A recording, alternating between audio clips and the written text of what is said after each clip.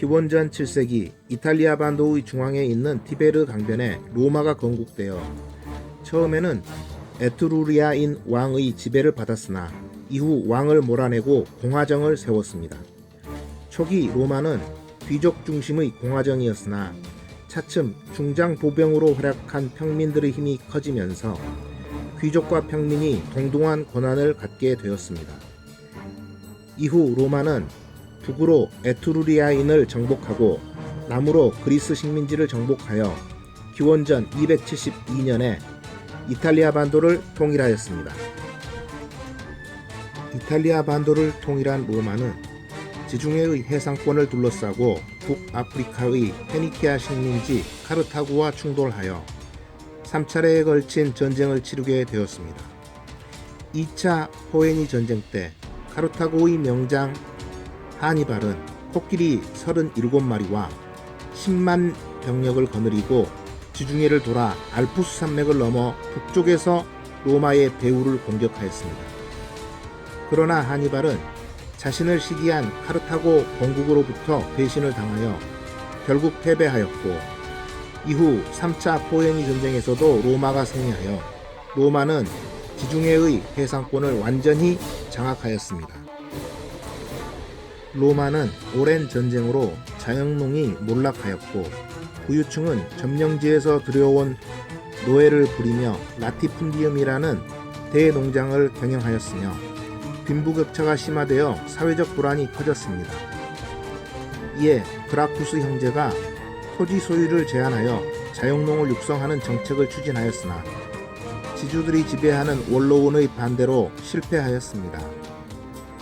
또한 점령지에서 들여온 노예들이 반란을 일으켜 사회 혼란이 계속되었습니다. 대표적으로 노예 검투사인 스파르타쿠스의 난이 유명합니다. 이후 로마는 귀족파와 평민파의 대립이 일어났고 평민파인 카이사르는 영국과 갈리아 지방을 점령하여 국민적 영웅이 되었습니다. 이에 당시 권력자인 폼페이우스가 카이사르를 제거하기 위하여 카이사르에게 군대를 두고 혼자서 로마로 돌아오라고 명하였습니다. 그러나 카이사르는 폼페이우스의 명령을 거역하고 주사위는 던져졌다라고 하면서 군대를 이끌고 루비콘 강을 건너 로마로 진군하였습니다. 이에 놀란 폼페이우스는 이집트로 도망갔고 카이사르는 전투도 하지 않고 로마를 장악하였으며 폼페이우스를 쫓아 이집트로 향했습니다. 폼페이우스는 이집트인들에게 잡혀 죽었고 이집트에 도착한 카이사르는 이집트의 왕 클레오파트라에 매혹되어 클레오파트라와 함께 로마로 돌아왔습니다. 로마에 돌아온 카이사르는 종신 독재관에 올랐으나 카이사르가 황제에 올라 공화정을 파괴할 것을 우려한 양아들 블루투스에 의해 살해되었고 클레오파트라는 이집트로 돌아갔습니다. 이후 로마는 브루투스 일당을 타도한 안토니우스와 카이사르의 양아들 옥타비아누스에 의해 양분되어 서방 지역은 옥타비아누스가, 동방 지역은 안토니우스가 각각 통치하였습니다. 동방 지역을 통치하게 된 안토니우스 역시 이집트 여왕 클레오파트라에게 매혹되어 클레오파트라와 함께 동방 제국을 건설하여 로마로부터 분리할 것을 계획하였습니다. 이에 반대한 옥타비아누스는 기원전 31년 악티움 해전에서 안토니우스와 클레오파트라 연합군을 쳐부수고 이집트까지 무너뜨렸습니다.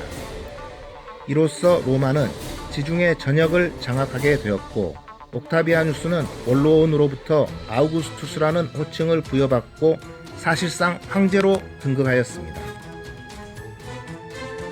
옥타비아누스 이후 로마는 공화정이 폐지되고 제정시대에 접어들었습니다. 이후 폭군 칼리굴라와 네로가 등장하기도 하였으나 5명의 현명한 황제가 제2위를 이은 5현제 시대를 거치면서 정치적 안정과 번영을 누렸습니다. 5현제 시대가 끝나고 로마는 본국과 속주의 군대가 세력을 키워 멋대로 황제를 퇴위하는 군인 황제 시대가 되었으며 이때 속주의 반란도 빈번했고 게르만족의 침입도 시작되었습니다. 게르만족의 대이동으로 혼란을 겪던 로마는 테오도시우스 황제가 죽은 후 로마를 수도로 하는 서로마와 콘스탄티노플을 수도로 하는 동로마로 완전히 분열되었습니다. 이후 서로마는 476년 게르만 용병대장 오토아게르에 의해 멸망하였고 동로마는 이후 1000년간 더 지속하다가 1453년 오스만 투르크족에게 멸망하였습니다.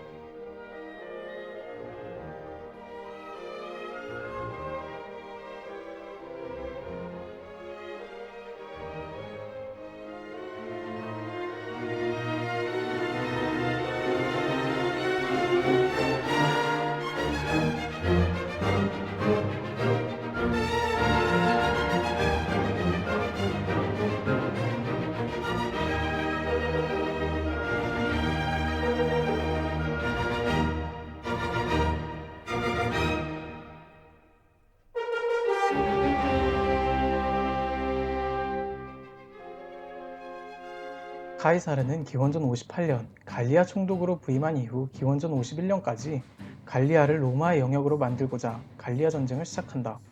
그는 이를 기록으로 남겼는데 이것이 그 유명한 갈리아 전쟁기이다. 갈리아는 벨가이, 아키타니, 켈타이 갈리로 나뉜다. 갈리아 지방은 단순히 프랑스가 아니라 라인강 서쪽, 서유럽을 뜻한다. 갈리아에는 추산 1200만, 100개 가까이 되는 부족으로 나뉘어 있었다. 갈리아는 식량이 넉넉하며 농업과 목축으로 생존할 환경이 조성되어 있었다. 그러나 라인강 동쪽 숲속의 게르만인이 이따금 갈리아를 침범하여 약탈하고는 했다. 카이사르가 갈리아로 출동할 시기 헬베티족의 30만이 게르만인을 피해 남하하고 있었다. 이들의 엄청난 숫자는 갈리아에 큰 혼란을 불러일으켰고 이들에게 영토를 들인당한 하이두이족은 로마에게 원군을 요청한다. 카이사르는 이를 받아들여 아라르강에서 이들을 저지하고 고향으로 돌려보낸다. 이들을 보낸 카이사르는 게르만인과 마주한다. 게르만에게 패배한 하이두이족이 로마에게 또 원군을 요청한 것이다.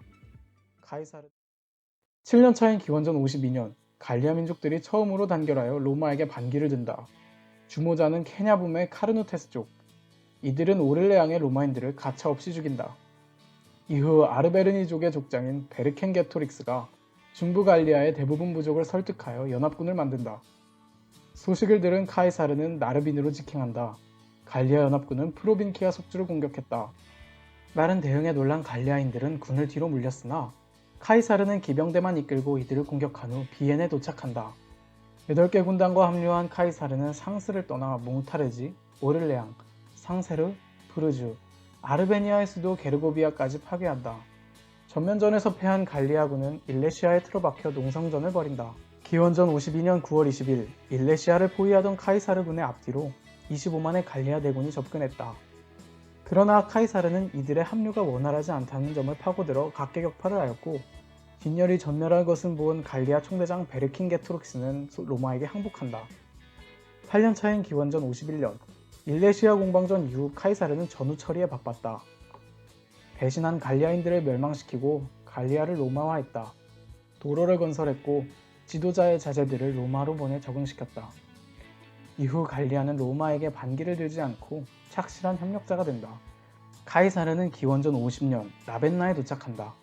8년간 독단적으로 움직인 카이사르를 쳐다본 원로원은 심기가 좋지 못했고 카이사르와 원로원의 신경전이 극에 달했다.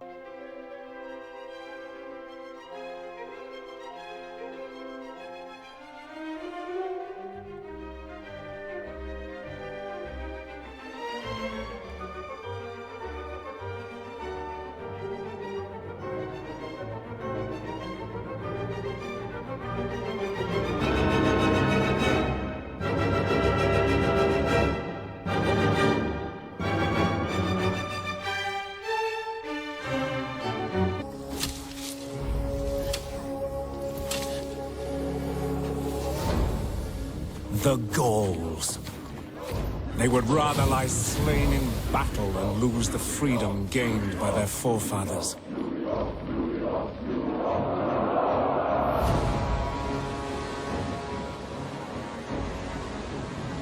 My legions march north. The nights grow long and the wolf grows hungry. Rome demands blood. I will be outnumbered. The valor of my men stretched to breaking. The enemy? Merciless. The Senate expects defeat. Yet the goddess Fortuna favors the bold.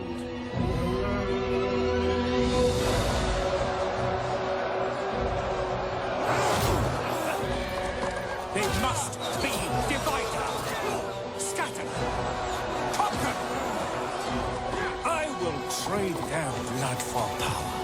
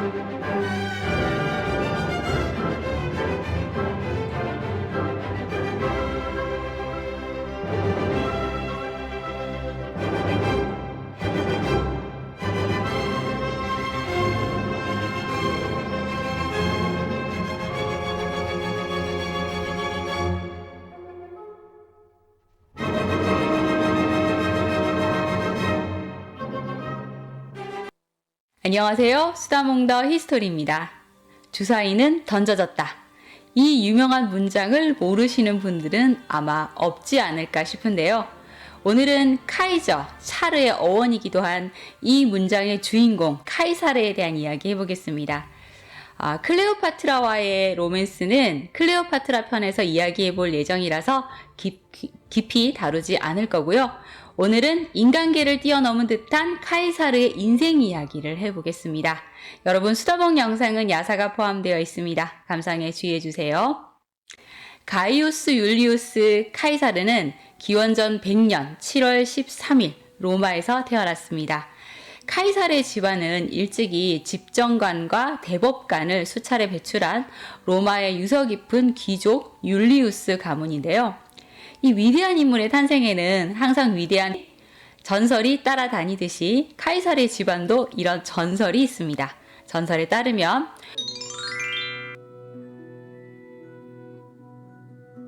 로마의 창건자인 로물루스의 조상이 이 트로이의 영웅 앙키세스와 비너스 사이에서 태어난 트로이의 왕자 아이네아스인데요. 아이네아스의 아들인 아스카니우스의 또 다른 이름이 율루스라는 겁니다. 그리고 이 율리우스의 일족이 이 율루스의 후손이라는 거죠.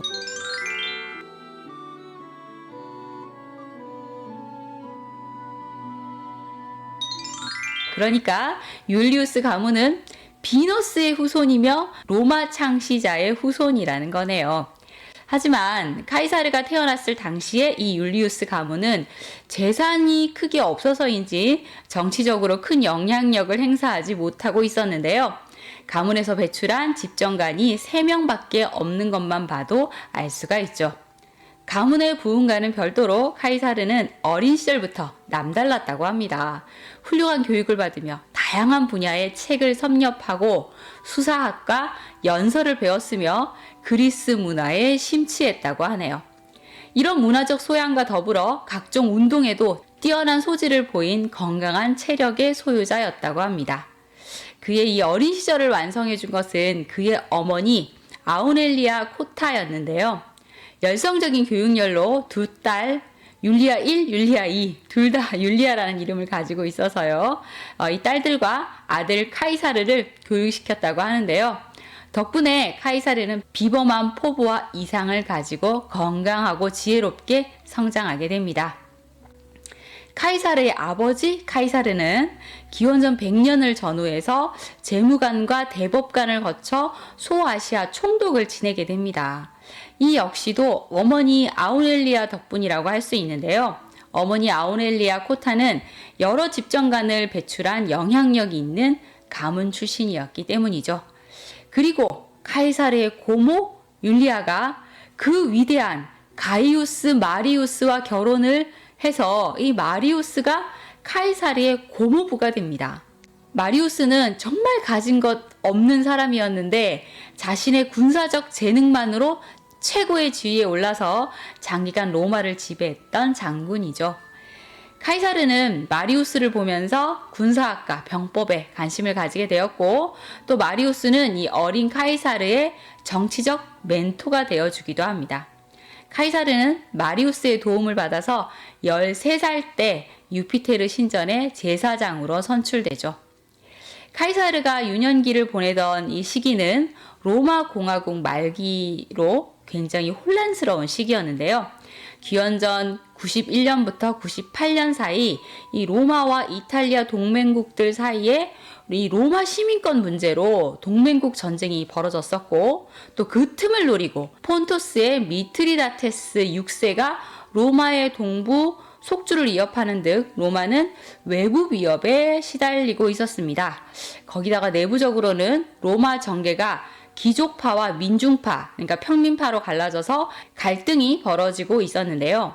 카이사르의 고모부인 이 마리우스가 이 민중파의 지도자이자 정치인이었고 마리우스의 부하였다가 귀족파가 된 이 루키우스 코르넬리우스 솔라가 급성장을 해서 귀족파를 대표하는 정치가가 되어서 양측이 대립을 하게 되었죠. 그러나 중 카이사르가 16살이 되었을 때 그의 아버지가 사망을 해 집안의 가장이 되었고 17살 때는 루키우스 코르넬리우스 킨나의 딸 코르넬라와 결혼을 합니다. 킨나는 이 마리우스의 동료로 이 민중파의 영수였는데요. 카이사르가 원래는 기사 계급 출신의 코스티아와 약혼을 했었는데 파혼을 하고 이 코르넬라와 결혼을 한 것으로 봐서 어느 정도 야망이 있는 젊은이였다라는 걸 알 수가 있죠. 하지만 이 선택은 카이사르를 위험에 빠뜨리게 됩니다. 이 시기 로마는 술라와 마리우스가 대적을 했는데 로마를 둘러 나누어 대결을 벌였고 그 결과 술라가 승리를 거두고 마리우스는 사망을 하게 됩니다. 카이사르 입장에서는 입지가 좁아질 수밖에 없었는데요. 카이사르의 장인인 킨나가 또 술라의 부하에 의해서 목숨을 잃고 술라가 임기 제한이 없는 독재관 자리에 올라서 득세를 하면서 잔인한 보복을 시작했던 겁니다. 수백 명의 정적을 죽이거나 추방을 했는데요. 카이사르도 이 보복에서 벗어날 수가 없었죠. 다행히 카이사르와 술라는 인맥으로 얽혀 있는 사이였습니다. 그러니까 술라의 첫 번째 부인이 카이사르의 고모였던 겁니다.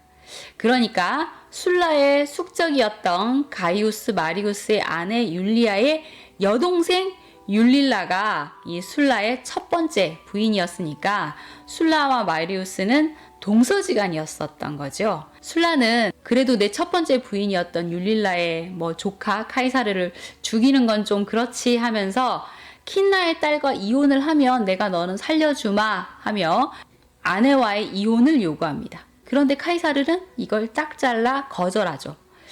이건 목숨을 내놓아야 하는 일이나 마찬가지였는데 아내와의 의리를 지키고자 했다라는 의도도 있었겠지만 사실 정치인의 생명은 이미지죠. 장차 로마를 대표하는 정치인이 되고 싶은 야망을 가지고 있었던 카이사르는 이 아내를 버렸다라는 이미지를 만들고 싶지 않았던 겁니다. 그 결과 카이사르는 제사장직에서 박탈당했고 아내의 재산과 집안 유산까지 모조리 압수당하게 되죠.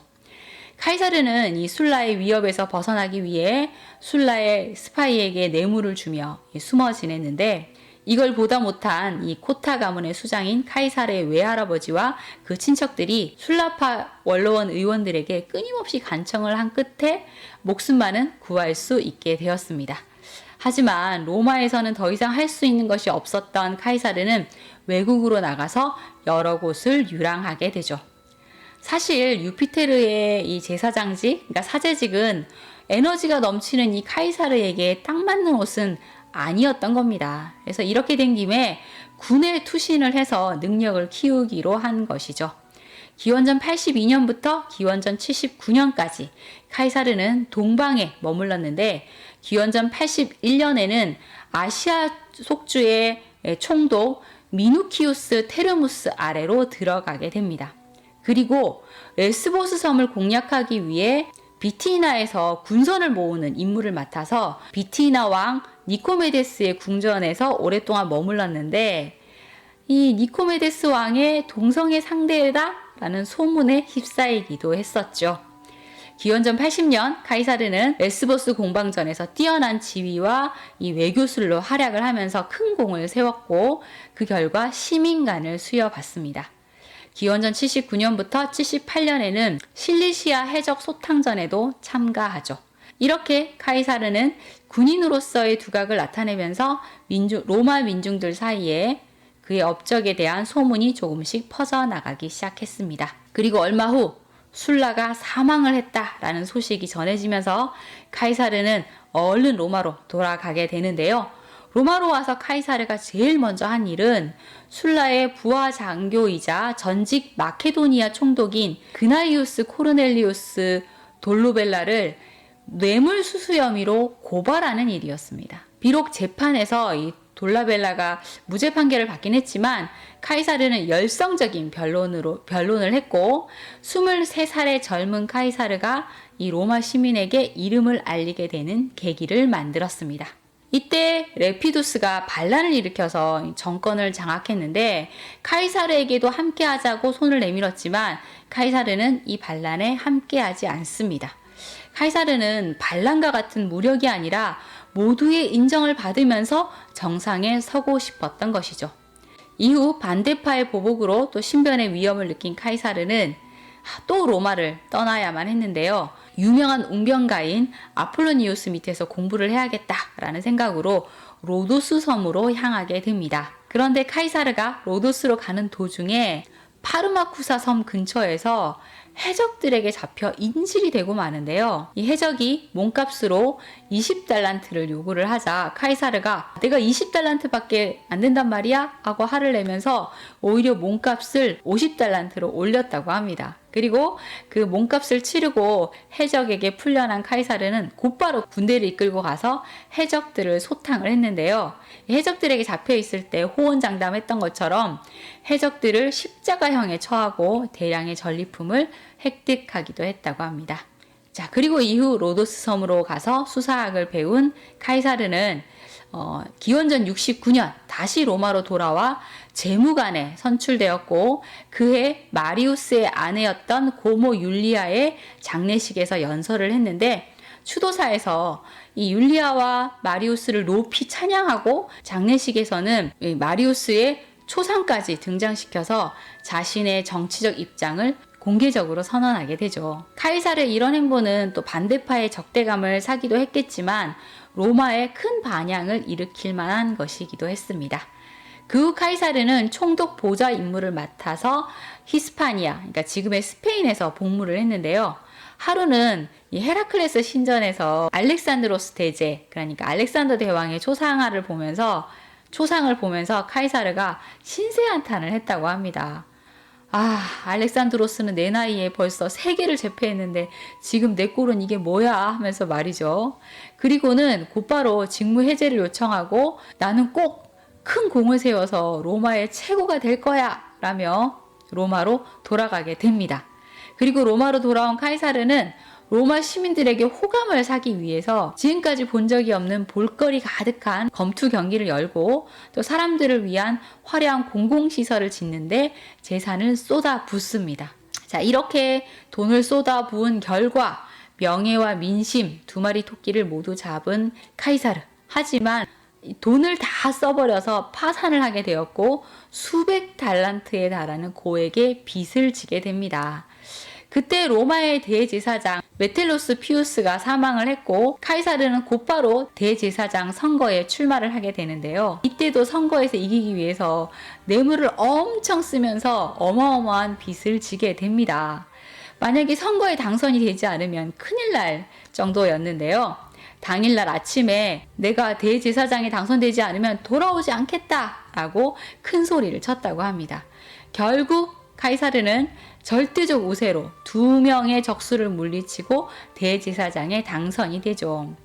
만약에 선거에서 졌다면 이 빚에 쫓겨서 로마에서 도망쳐야 할지도 모르는 상황이었는데 카이사르는 역시 승부사 기질이 있었던 것이죠. 카이사르가 최고 제사장이 되던 그해 당시 집정관이었던 키케로는 공화국을 장악하려는 카틸리나의 음모를 밝히게 되는데 카이사르의 정적들이 카이사르도 이 카틸리나의 음모와 관련이 있다는 고발을 합니다. 카이사르는 해명을 하기 위해서 원로원 회의에 참석을 했는데 그때 누가 카이사르에게 쪽지를 전하는 장면이 정적인 카토에게 걸립니다. 자, 카토는 그 쪽지가 뭔지 빨리 불어라 라고 요구를 했는데 카이사르가 주춤주춤하면서 쪽지를 딱 보여줍니다. 그런데 그 쪽지는 세르빌리아가 준 연애 편지였죠. 카이사르는 사실 수많은 여인들과 연문을 뿌렸고 유부녀도 많이 사귄 것으로 유명한데요. 잠깐 여담을 하자면 당시 카이사르는 여러 가지 의미로 로마의 유명인사였다고 합니다. 패션 감각이 뛰어나서 점잖은 이 귀족들과는 좀 다르게 옷을 입는 바람둥이 청년으로 소문이 나 있었죠. 카이사르는 이렇게 딱 맞게 타이트하게 입는 것보다는 좀 느슨하게 루즈하게 입는 그런 스타일을 즐겨 입었고요. 스타일을 살리기 위해서 몸에 있는 털도 다 밀었다고 합니다. 당시 나이가 많은 사람들은 이 카이사르의 이런 패션을 도무지 이해할 수가 없었죠. 자, 여튼 이 사건으로 카이사르는 혐의에서 벗어나게 되는데요. 이 카탈리나 일파의 처리를 논의할 때 원로원 의원들은 모두 다 즉각 처형을 해야 된다라고 의견을 모았지만 카이사르만 그럴 필요가 있냐, 그냥 재산을 몰수하고 종신형에 처하는 게 어떻겠냐라는 주장을 합니다. 원로원 의원들도 그래, 다 죽이는 것은 좀 너무했나 라며 카이사르에게 기우는 듯 했지만 소카토가 이들은 반란자이니 모두 죽여야 한다라는 연설을 해서 다시 그쪽으로 의견이 기울어지게 되죠. 그 후 카이사르는 오랫동안 원로원 회의에 나가지 않았다고 합니다. 카이사르의 아내 코르넬리아가 사망을 하고 카이사르는 술라의 외손녀인 폼페이아와 재혼을 하게 되는데요. 기원전 62년 결국 이 폼페이아와 이혼을 합니다. 이 폼페이아가 푸플리오스 클라우디우스와 불륜을 저질렀다는 혐의를 받았기 때문이죠. 당시 불륜을 증명할 수 있는 증거는 충분히 있었는데 클라우디우스가 간통죄로 고발을 당하게 되자 카이사르는 법정에서 간통의 증거를 찾지는 못했다면서 자비를 베푸는 증언을 했었다고 하네요. 하지만 폼페이아와는 이혼을 하게 되는데 카이사르의 아내는 어떤 의심도 받아선 안 된다라는 말을 하며 아내와 헤어졌다고 합니다.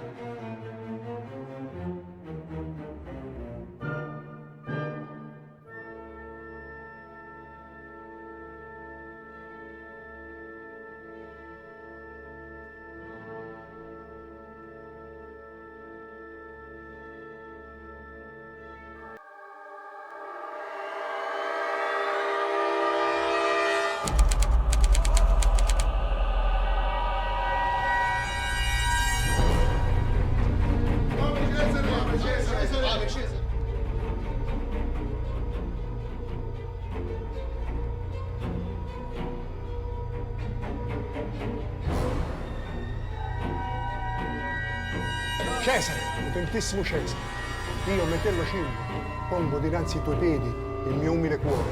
Metello Cimbro, ti avverto. A me non piace che mi si allisci il pelo.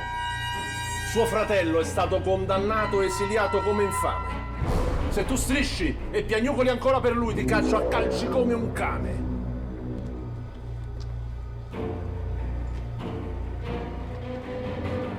La condanna a suo fratello è una cosa grave assai. Ma che dici, Bruto? Perdona, Cesare. Cesare, perdona. Cassio si ginocchia innanzi ai piedi tuoi.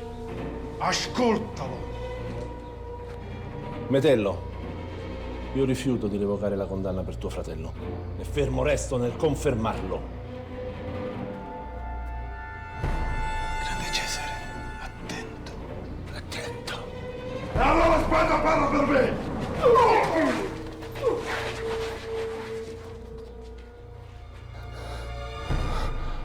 Anche tu, Bruto,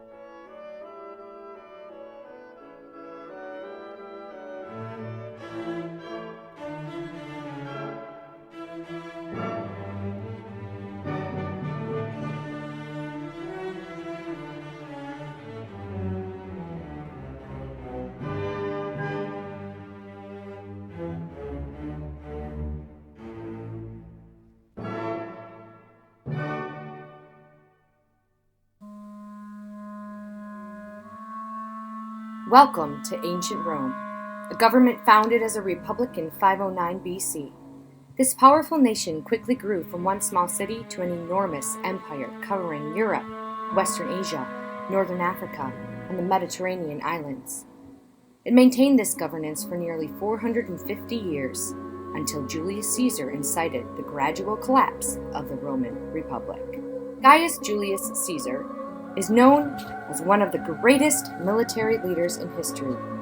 After years of traveling to different lands and cultivating his power through military conquests, Caesar returned to Rome. In 60 BC, Rome was in chaos. There was rioting in the streets, violence, and even an unsuccessful plot to overthrow the current leadership. It was three men who saw an opportunity to form an alliance and transform the government. This was the birth of the first triumvirate, a role of consul shared between Gnaeus Pompeius Magnus, Marcus Licinius Crassus, and Gaius Julius Caesar. These three leaders were the most politically powerful men in Rome. Although this three-headed monster did not always see eye to eye, they put aside their differences to rule the republic. In 53 BC, Crassus, who had left Rome to command his army, was killed in battle, leaving only Caesar and Pompey as co-consul. Tension between the men quickly increased.